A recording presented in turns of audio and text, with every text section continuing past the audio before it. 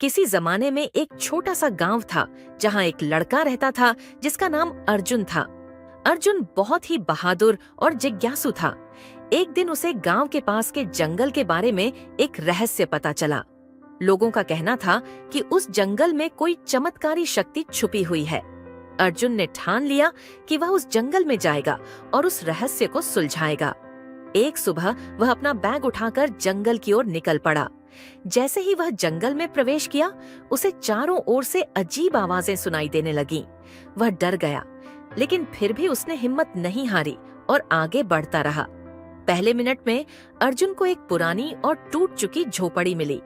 उसने सोचा, यहाँ कुछ तो जरूर है, और झोपड़ी के अंदर गया। झोपड़ी के अंदर एक पुरानी किताब मिली जिसमें लिखा था, सच का सामना करने के लिए तुम्हें अपने डर से लड़ना होगा।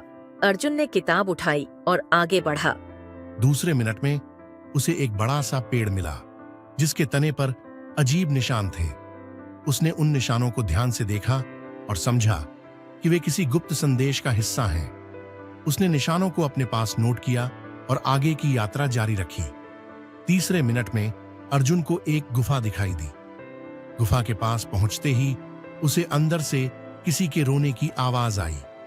उसने हिम्मत जुटाई और गुफा के अंदर गया।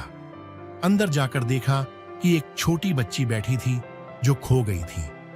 अर्जुन ने उसे सांत्वना दी और उसे बाहर निकाल लाया। चौथे मिनट में अर्जुन और बच्ची दोनों एक नदी के किनारे पहुंचे। नदी के पार जाना जरूरी था, लेकिन वहां कोई पुल नहीं था।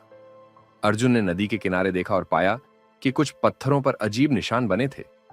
उसने उन निशानों को ध्यान से देखा और सही पत्थरों पर पैर रखकर नदी पार की। अंतिम मिनट में अर्जुन और बच्ची एक चमकते हुए पत्थर के पास पहुंचे।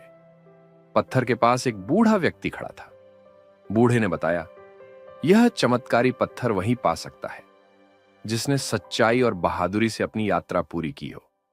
अर्जुन ने पत्थर को छुआ और तुरंत ही उसे एक रहस्यमयी शक्ति मिली। बच्ची भी घर पहुंच गई।